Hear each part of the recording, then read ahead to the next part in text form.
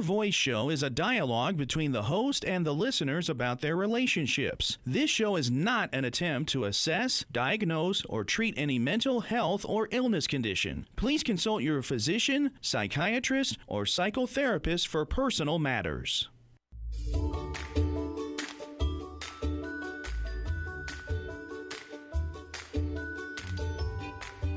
Inner Voice, a heartfelt chat with Dr. Foojan. Hello, everyone. Welcome to the Inner Voice Show. I'm Dr. Foojan Zeine and have Sean in studio. Now, this is a show about what matters most in life: our mind, thoughts, feelings, actions, relationships, and our fulfillment in this beautiful journey of life. Now, in this show, I'll have two guests. That's exciting. First, I will speak to Dr. Daniel Sadigh. He's a psychotherapist and the author of Balancing the Wheel. And then I will talk to Carly Pollack, who's a certified clinical nutritionist and the author of Feed Your Soul. So today is going to be all about well-being. And guess what? I need it. I'm going to get advice from both of them, and hopefully you are going to gain a lot of knowledge and wisdom from our two guests. You can call us on the studio line if you want to talk to either one of them or me, 951-922-3532. We'll be right back.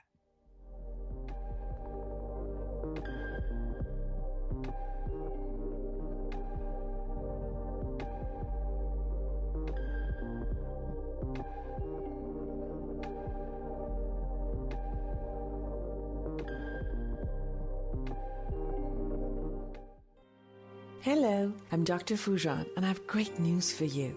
I'm offering a special time-limited offer to anyone who's interested in online therapy or coaching sessions. I've developed the awareness integration model, which allows in only 12 weeks to raise your self-esteem and confidence and let go of your thoughts and emotions that produce depression and anxiety for you. So call today to schedule your online session and save $600. Call me today at 818-648-2140. That's 818-648-2140. Or go to www.foojan.com.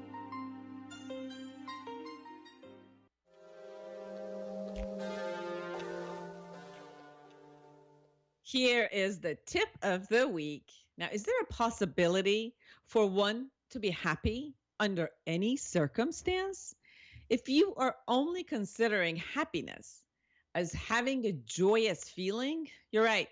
That's not. You can't do that. So there are appropriate emotions that get triggered and felt considering different circumstances.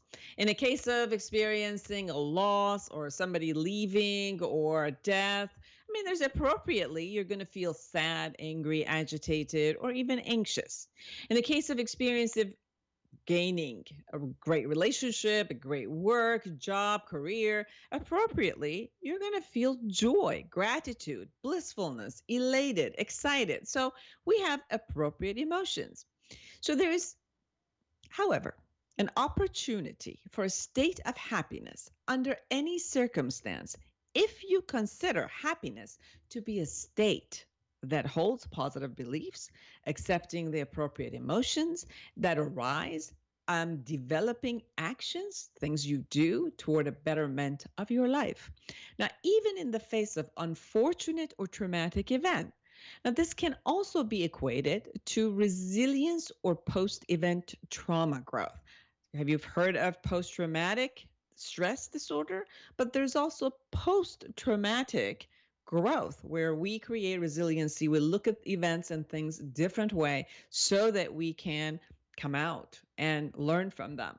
The ability to attend, to distinguish between the reality as it shows up out there and being aware of one's thought out here in their world, being with their feeling and emotions in here, that arises and create an intention of growth, allows you to deal with the reality in a way that utilizes your utmost strength, learn new skills, and create the best possible solutions available to you at that time.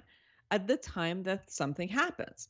This will allow you to come back to the state of happiness, because when you look at happiness itself, it's not just an emotion. It's all that can happen. So when you look at something that is right there in front of you, you're going to have the emotions because you think about it in a particular way.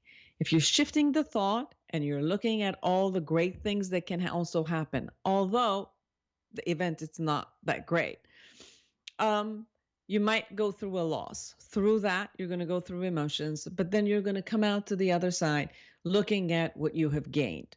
If you've lost a person, you can look at what you've learned from that relationship, what it was there for you to learn, or were there a possibility of you doing something different? And everything that comes out of whatever event it is, you get to be turning yourself into a happiness state again. So the state of happiness means positive thoughts, positive beliefs, positive emotions, or whatever emotions are there. You can even go through your sadness and still allow yourself to just be with it and release it and then shift it into a positive space and then do the actions in order to gain what you want.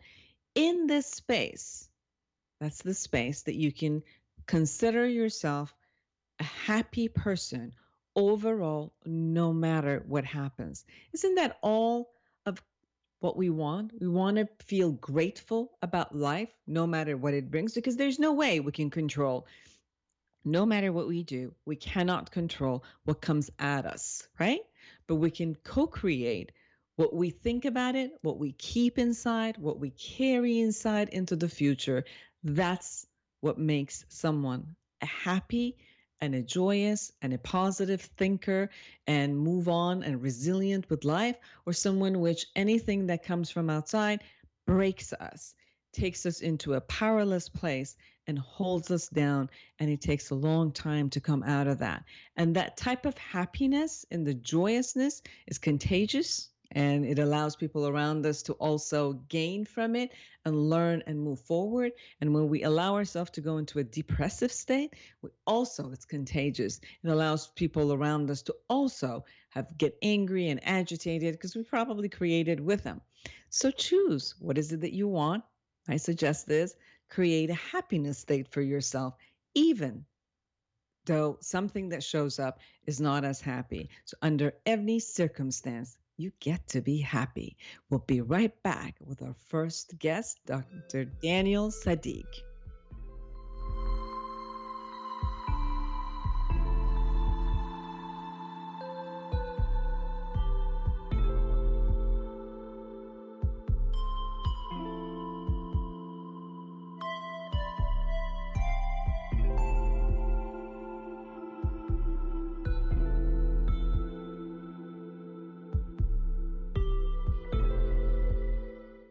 Dr. Foojan Zeine is a psychotherapist, a marriage and family therapist, and a life coach with more than 27 years of experience. She is the author of the Awareness Integration Model, which has been researched and published in numerous international journals. Dr. Foojan has offices in Beverly Hills, Irvine, and Woodland Hills, California, and also consults online and by telephone.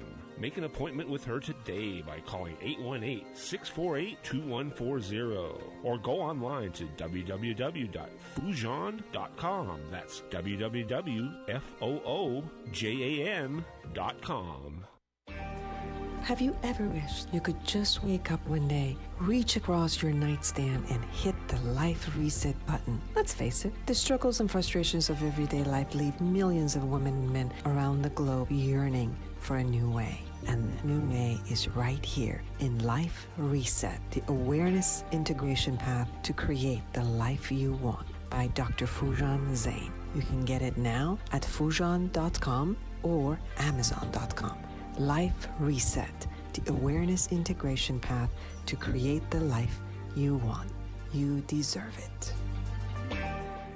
Take KMET 1490 AM with you everywhere you go by downloading our free smartphone apps found on the KMET website, KMET1490am.com. You can also go to the Google Play Store or the Apple App Store on your phone to download the free app. Now you can listen live or play any of your favorite programmers' podcasts using your smartphone. Don't miss out on the free KMET smartphone apps. Go to KMET1490am.com and download your free phone app today.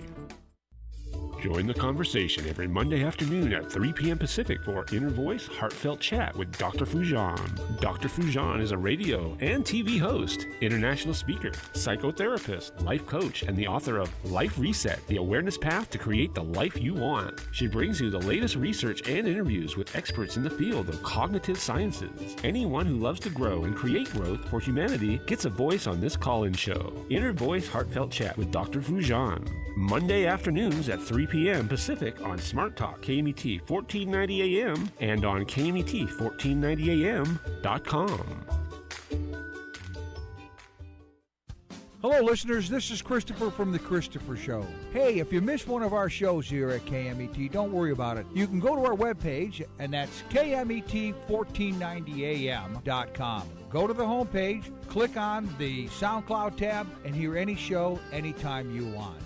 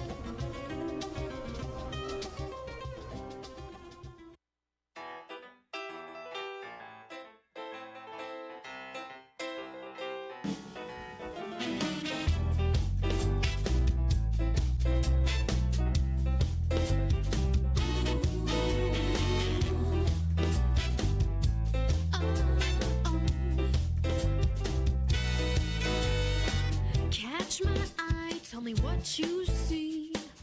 Wonder if they could guess it about me. Here I'm standing in a double life, one with love, one with strife. Try to act normal and play it cool, so afraid of breaking a rule. But now I'm falling too hard to stop. Can't help but take the next round. I can't live in the normal world. I'm just chasing time. I belong in that endless world, the place where you're mine.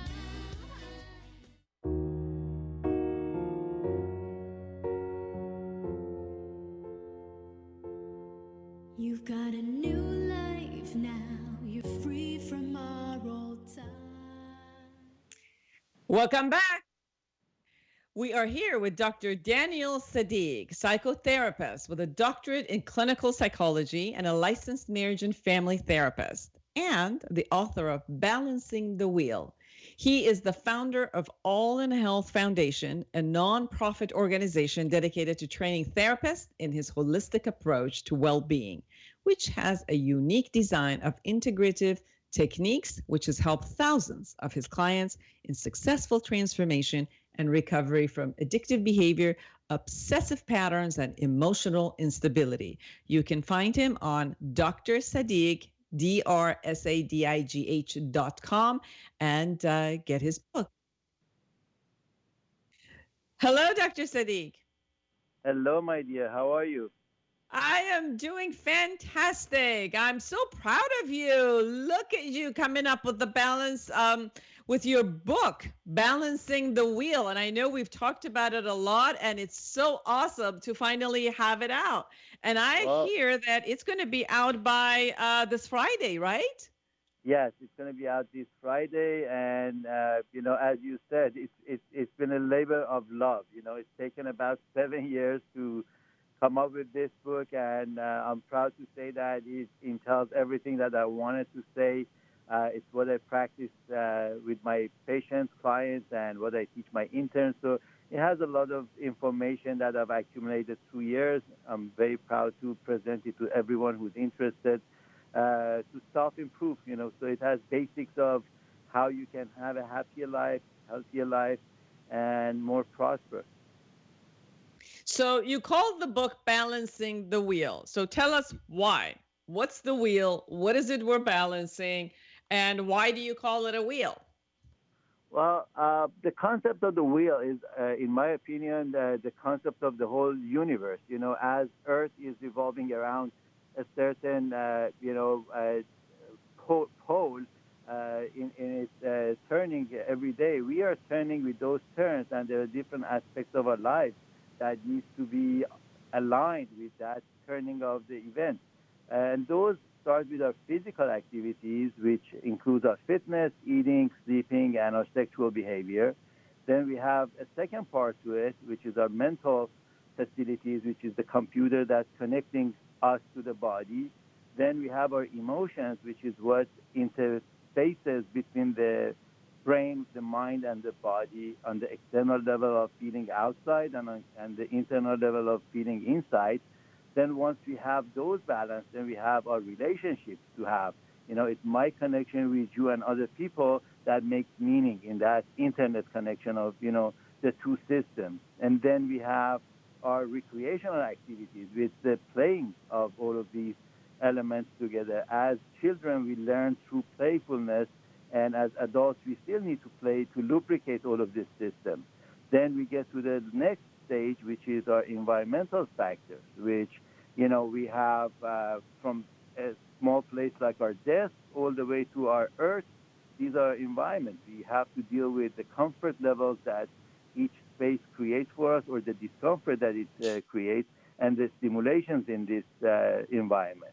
And then once we get out of these six elements, which are all earthly or physical still, then we get to spirituality, which is us connecting on a different level, which is not physical, and that has its own domain. And then last and most is when you have all of these seven interconnected and integrated with each other, we arrive at the eighth one, which is our financial, which is about the value systems, how we incorporate all of our elements of well-being together and have a central hub, which is the center of that wheel that we're trying to balance all the time, in having values in life and pursuing those values and regenerating all of this energy again to go through all seven again one more time. So it's a revolving, factor of all of these elements that we deal with on a day-to-day basis. And in the book, I have explained different practices, exercises, ways to balance each one of these, and all together how all of these come together and impact a successful, healthy, happy life. So the reader, after reading the book and as they're going through it, they can actually go through the exercises with the different environment that they have in different areas of their life and look at how to have that particular area balanced with the exercises, and then shift that into a balance of all the areas together, because as it comes down, you also have the area of finances, which definitely, if it's off balance, it really gets all of us off balance in all areas and really gets our anxiety higher. So you bring that back into, and then with that, you kind of like bring the whole thing together as life, where each part of life is working together, cohesive, and moving forward for our betterment. Exactly. So in my organization is called Balancing. It's called Wheel of Wellbeing, which also has a factor of a wheel test, which anyone who goes on that site, on the Wheel of Wellbeing, there is a free test that they can see all of those eight elements, how they come together or how they are apart from each other. So you can see how well-rounded you are if you go and take that test. So I really suggest to all of your listeners to just take a look at their own wheel and see on what areas they are overcompensating and on what areas they are undercompensating. Wonderful. Now, the book will be out on February 15th, and you are urging anyone who wants this book to purchase it from Amazon or your website by February 15th. I mean, you can do it after, but if you're really wanting to do it, buy it by February 15th, because we're intending for Dr. Sadigh's book, Balancing the Wheel, to hit the list. So tell them where they can find you. How can they find you? Sure.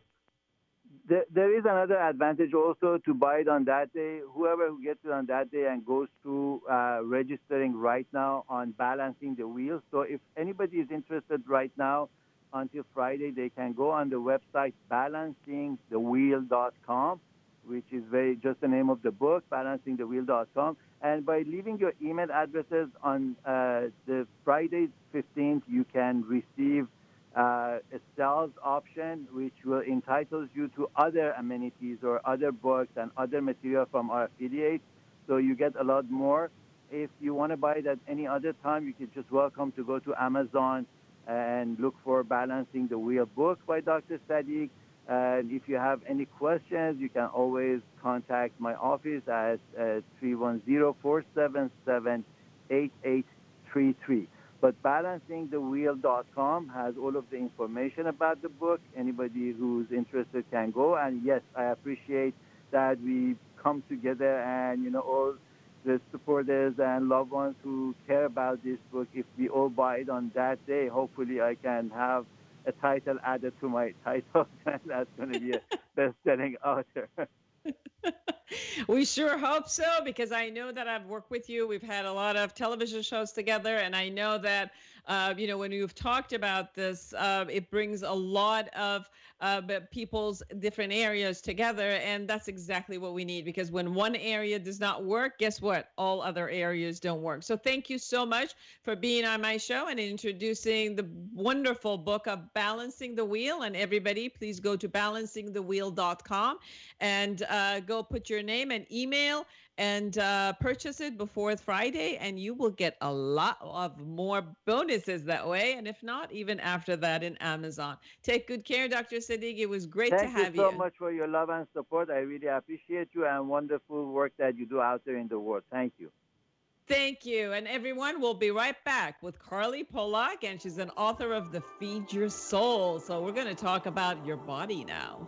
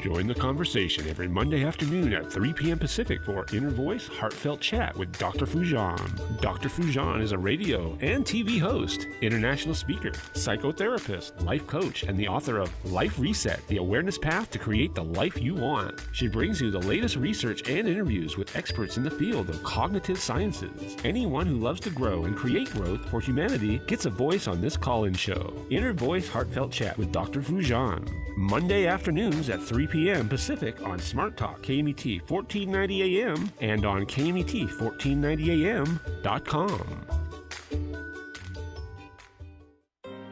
Hello, I'm Dr. Foojan, and I have great news for you. I'm offering a special time-limited offer to anyone who's interested in online therapy or coaching sessions. I've developed the awareness integration model, which allows in only 12 weeks to raise your self-esteem and confidence and let go of your thoughts and emotions that produce depression and anxiety for you. So call today to schedule your online session and save $600. Call me today at 818-648-2140. That's 818-648-2140. Or go to www.foojan.com.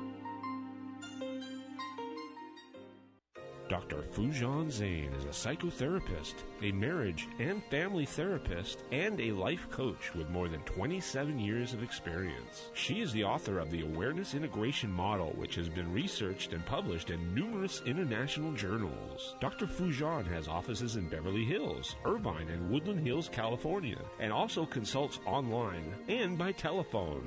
Make an appointment with her today by calling 818-648-2140 or go online to www.foojan.com. That's www.foojan.com.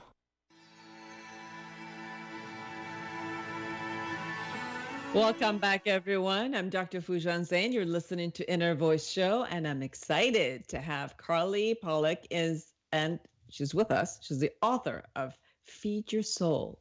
She's the founder of a Nutritional Wisdom, a thriving private practice based in Austin, Texas. She's a certified clinical nutritionist with a master's degree in holistic nutrition.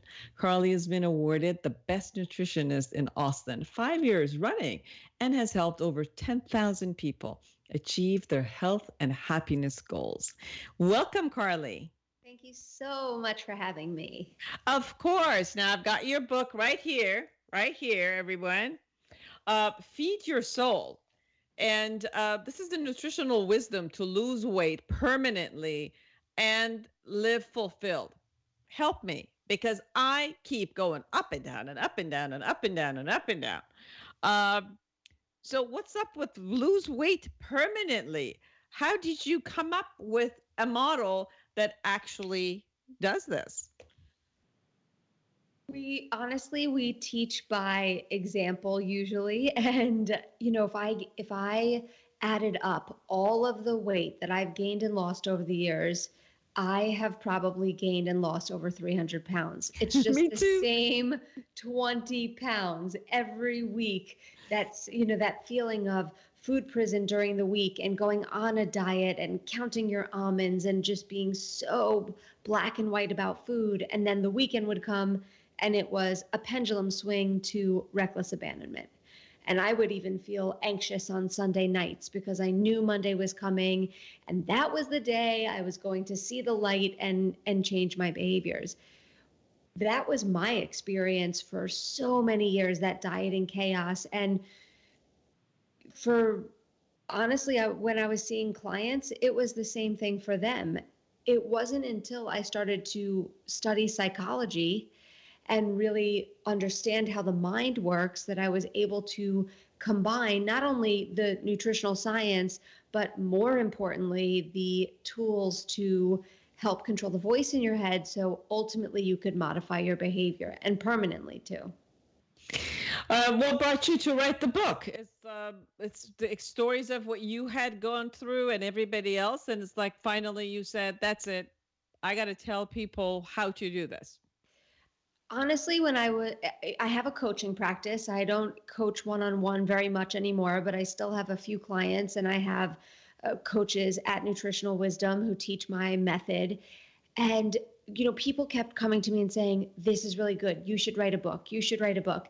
And I just felt like in the nutrition field, it's just so been said and been done. So in the beginning, I really battled that voice, the voice that said, you should write a book. And then my response, which is, I don't want to put more out there. But then I realized what I'm putting out there is unique. The book Feed Your Soul is not a diet book, although I do use a chapter to teach people what they should eat so they have some sort of clue and guide. But it's not a diet book. It's a mind book about food so that we stop looking at behavior modification, because that's what the diet culture is obsessed with. Eat this, don't eat that, move this way, drink this water, take this supplement. And although you might be getting really good information on how to modify behavior, we know that thoughts ultimately drive all of our behaviors. And so why are we getting stuck in the behavior when ultimately, if we want to heal a behavior at the root, we need to look at the narrative? Very much. I mean, obviously, I'm a therapist and I work with the mind and worked with my body for all these 57 years. One of the things that I've noticed, Carly, is, I have it as I get so disgusted with myself that I will go to the other side, which is, okay, I will give up pleasure of taste and whatever I want to do at any time I want to do. And then, go all the way to looking good and my desire weight and health and all of that. And then when I'm there, it seems like I start giving myself full on permission again to start with things that I wanted to have, as if it's okay to have that permission. And then the minute I give myself that permission, then the desire for these type of food or this type of behavior puts me right back into the whole cycle again. And I keep giving myself, it's okay, it's not bad. It's just, I'll handle it next week. And it's okay. It's only one party. And it's okay. It's only one day. Until finally it keeps going to a place that is disgusting again for me. And then I go through this whole piece, which is what you said, like 20 up and 20 down and 20 up and 20 down. And you just said so many wise things. Let me see if I can remember everything. So the first thing you mentioned is you get to a place where you're really just disgusted and done. And I call that a pain threshold, that we all have this nagging pain about our health. And I'm not talking physical pain, although it could be. But mostly it's emotional, not feeling good in our genes, not feeling confident in our body. Maybe it's an energy thing. It could be physical or digestive. And then we hit a pain threshold, and that threshold is different for everyone. But the threshold looks like we're just not willing to take it anymore. And then we become extremely motivated to do whatever it is and whatever it takes to get a better result. What happens when we're motivated by pain is that as soon as we start moving away from the pain goes away, which was our main motivator. And so the stories change. Your story went from, I have to do something about this, to, I'm feeling okay. I could have this one thing, which brings me to one of the most important formulas I talk about in the book.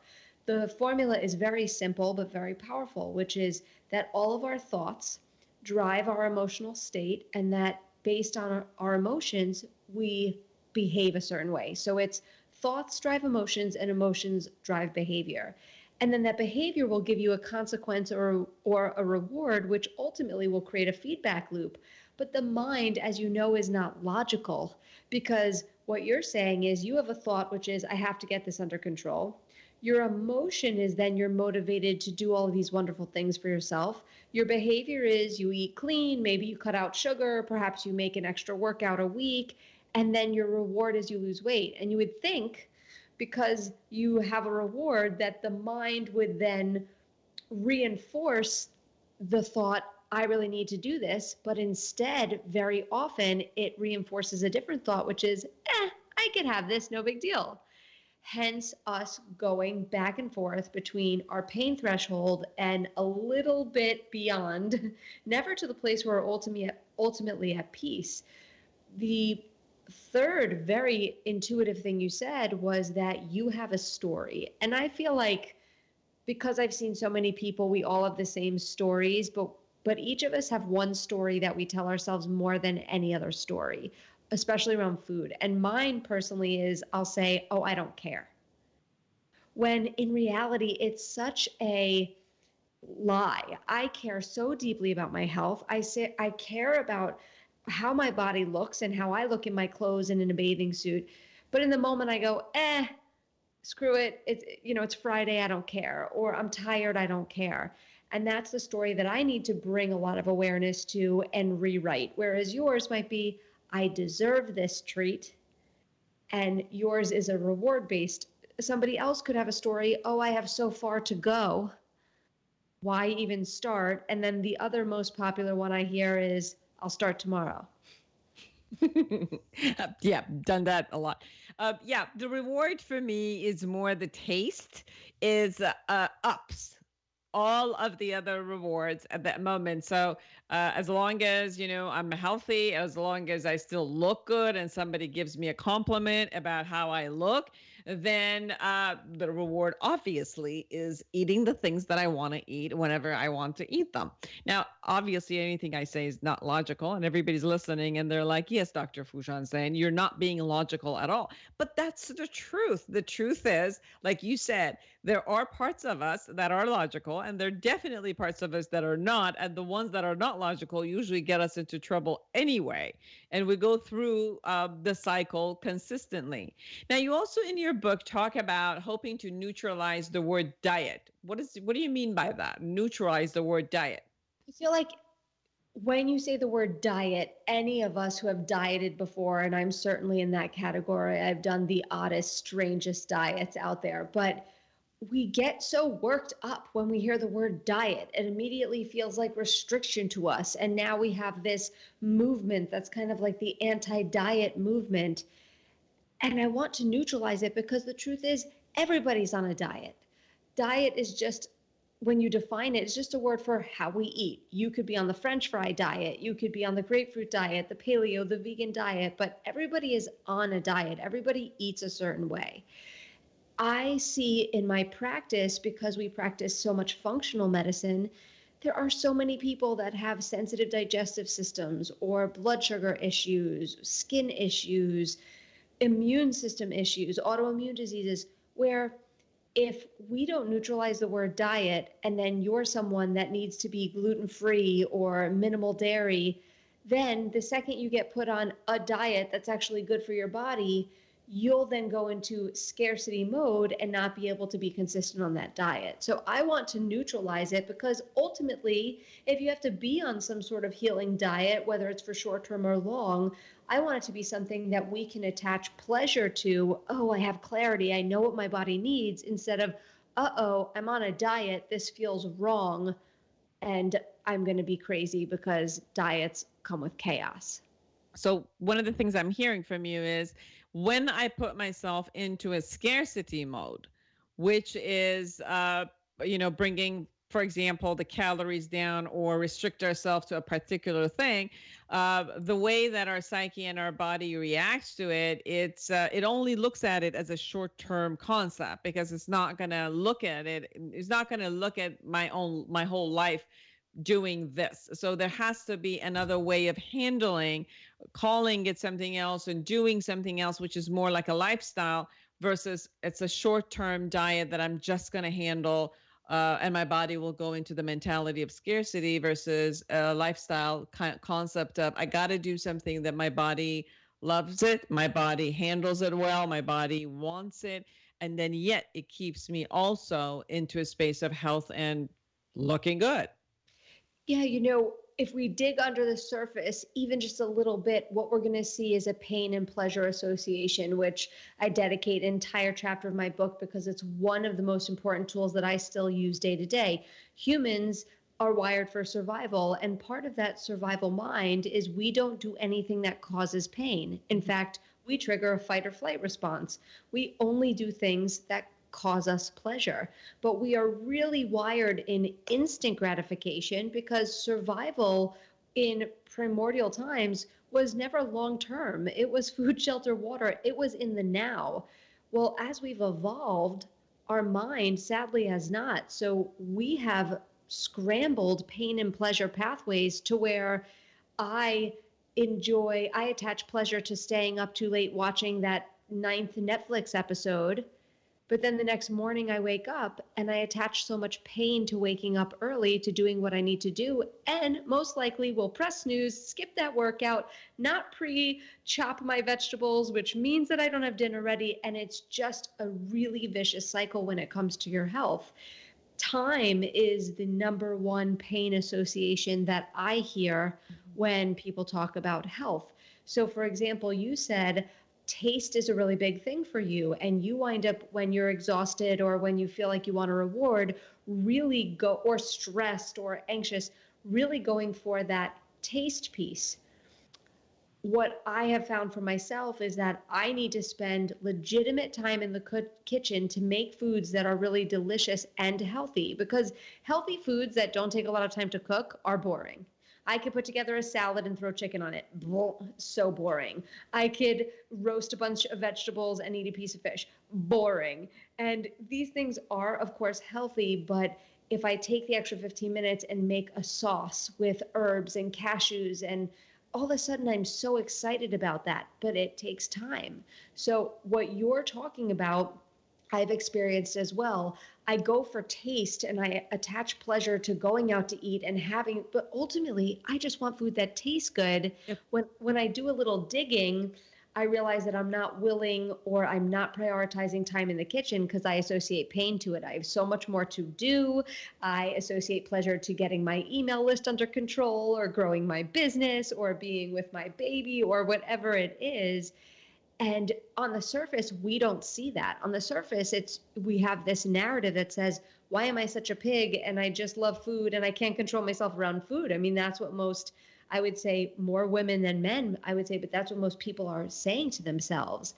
And notice when we dig underneath and really get the story, if I could entice you to make a few meals that tasted really delicious, it doesn't mean that we still wouldn't want our pizza and our French fries and our decadent meals out, but less often would we need to do that, because we're feeling satisfied and fulfilled by healthy food. In fact, the book, the first title was called Finally Fulfilled.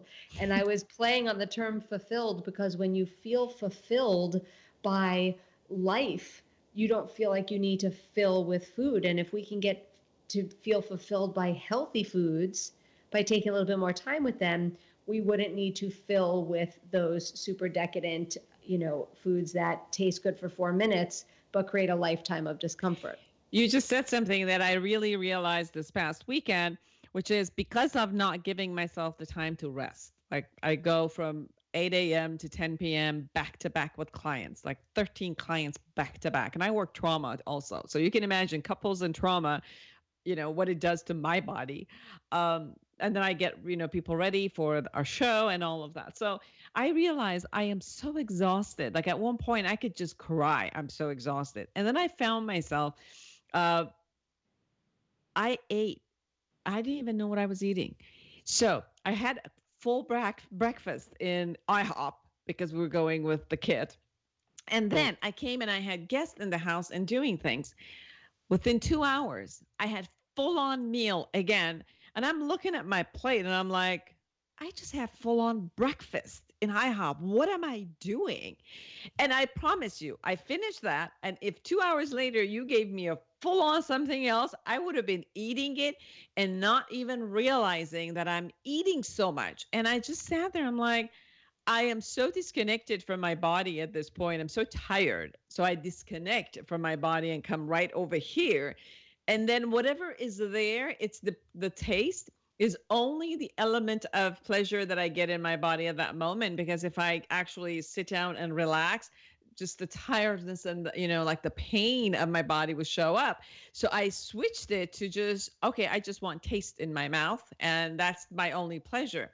And the realization of what you just said, if and when I don't give myself time to take care of myself, whether it's going in the kitchen and creating tasteful concepts, or I don't give myself enough time to sleep or rest and all of that, food becomes something that apparently is my tasty reward, which then ultimately I start gaining weight and it doesn't feel good to me anyway. This happens with healers all of the time, and people, even if it's not people like you and I whose job is to help other people, but just even mothers, yes, people who are nourishing other people, is that when you make a list of all the pleasures in your life, there's not that many, because even though people like you and I would say work is a pleasure, it's our passion, it's what we do, it's still work. Mm-hmm. And that feeling of not having enough self-care, which I almost hate saying that word because it's such a buzzword, but it's a buzzword for a reason. It doesn't mean that you have to take a bubble bath. I don't want people to think that self-care just means taking a bubble bath. But if you don't take more time for you, you're going to see it show up as some sort of consequence. And just like in medicine, Chinese medicine would say that everybody has a weak organ, meaning that when they're under an incredible amount of stress, that there's the first organ to poop out will be. And, for someone, it's thyroid. For somebody else, it's their reproductive hormones. For someone else, it's going to be their digestive system. Well, I feel like everybody has a weakness when it comes to not getting enough fulfillment, pleasure, and self-care, whether for someone that's online shopping or drinking, gambling. For me, it's food. And then online shopping, number 2. But for me, it's food. It always has been food. So when I say that your plate is a reflection of your inner state, what I mean by that is that instead of just looking at food as this thing that nourishes us or makes us gain weight or makes us lose weight, what if we take a more spiritual perspective and say, my plate can teach me so much about who I am, where I am in my healing journey. And so what that weekend you describe where you say, I ate it, I happened, then 2 hours later I'm eating, I would look at that and say, okay, well, what is your plate telling you? And you really were intuitive enough to hear it instead of it saying, oh, put the fork down, you have no control over food, you this, which is how deprecating we are to ourselves. Instead, your plate was saying, you need rest. You need, solo time. You even said you had people at the house. You need solo time. You need regeneration. You need, and that's what it was calling for. And so anytime I wind up in the pantry at 9 p.m. What happened to me the other day? I went into the pantry three times, and we've all had this experience because I don't keep unhealthy food in my home or else I would eat it. So I go into the pantry to eat something. I look around. I'm not impressed by my almond butter and gluten-free crackers. So I walk away. And then 2 minutes later, I come back as if some food would, like marshmallows would magically appear. They did not. I have news for you. And I walked back and then really unconsciously walked again into the pantry. And awareness came to me and I just started laughing because, if there was some unhealthy food, I would have already been on the couch with the food streaming down my face. But because there wasn't, I just had this behavior of walking into the pantry multiple times was I need comfort. And I did. I was having, I have a 9-month-old. I'm incredibly sleep deprived and I have no time to myself. I'm all touched out. And here I was at the pantry trying to see if almond butter could fix all my problems. But it was this moment for me to say, okay, I really need to look at my stories. Because remember, thoughts, emotions, behaviors. So what is my story about taking time for myself? Is there a guilt story there about if I'm not working, I should be with the baby? And is that story at its core not only behaviorally having me show up as a tired mom, but having me in the pantry wanting to eat my feelings of really what I need to do is change my story about to be the best mom and the best boss and the best wife, that I need this time alone. Changing that narrative is the most powerful thing I could do ultimately to keep my body healthy. Yes. Now, you spoke about law of attraction into the conversation of book and into the conversation of diet. How do you get law of attraction in there? Well, we would define law of attraction as like attracts like. And I have a term that I made up, which I call food karma. And food karma for me is that we crave the very foods that have the same vibration that we're feeling, the vibrational energy that we're feeling, which sounds very woo-woo. So I'll just explain that when we're feeling really high vibration emotions, which are happiness, joy, confidence, we crave healthy foods. It's like leaving a yoga class and craving a juice or a smoothie or a salad, or leaving a workout and you feel so good about yourself. I've never left a workout and said, oh, I really want some fried chicken. That's just never happened. But when I'm PMSing and when I'm stressed and when I'm feeling low vibration emotions like stress, anxiety, overwhelm, frustration, anger, I crave low vibration foods, which are processed, heavy, fried foods. And the worst part is that we call these foods comfort foods, but they don't make you feel comfortable. Not at all. And words carry a lot of power. So I would just like to see someone who eats fried chicken and French fries and wants to feel comfortable after, or wants to run a marathon or look good in a bathing suit. I really want to, clear up the connection between how we feel and what we choose to eat. You also say that before we attempt to achieve anything, we must begin by having extreme clarity about the outcome of what we want to create. And why, obviously we do, but I also experience there's sometimes two levels of conversations going on at the same time, which are both important, and then yet they're completely in opposite of each other. Like, I want to be healthy, I want to be looking good, I want to have good energy, and then I want taste, and especially in, like you said, the foods that are not healthy and are not going to give me that, and they're both going straight forward. And part of the clarity is to choose between, because you're not going to get two of them at the same time. Eating one is not going to create the other results. So why is the step of the clarity is so essential in the whole part of creating the result that you want? First, in that example, I always try to see if I can create both. Sometimes I can't, right? Sometimes you can't sleep in and also be in the best shape of your life because you've got to wake up early and get that workout. Right. But sometimes you can create a healthy meal that you are really excited about. It just depends on the situation. What I want people to understand is that every time you're saying yes to something, you're always saying no to something else. There is the yin yang of it all. Our minds tend to look only at what we're saying no to. So when you say no to waking up early and working out, you are saying yes to more sleep. And I'm not necessarily saying that that's a horrible thing. It depends on what your goals are.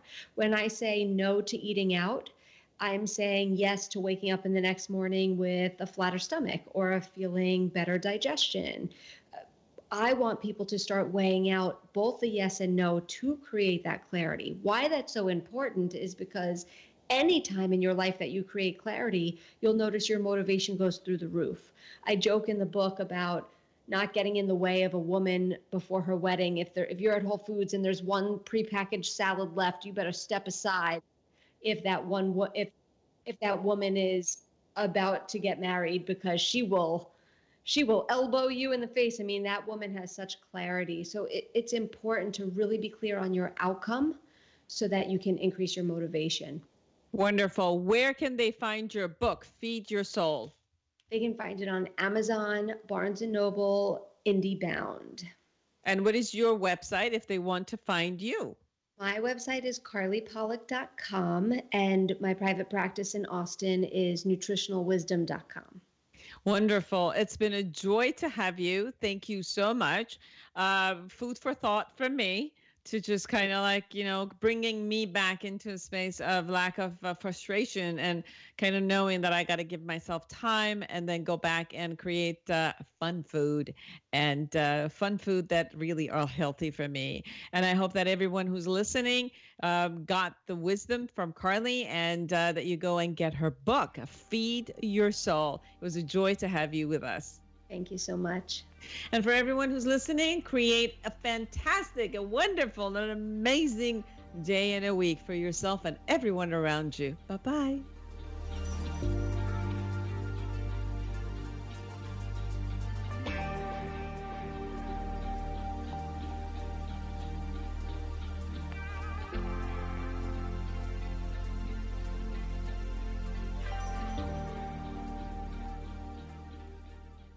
The Inner Voice Show is a dialogue between the host and the listeners about their relationships. This show is not an attempt to assess, diagnose, or treat any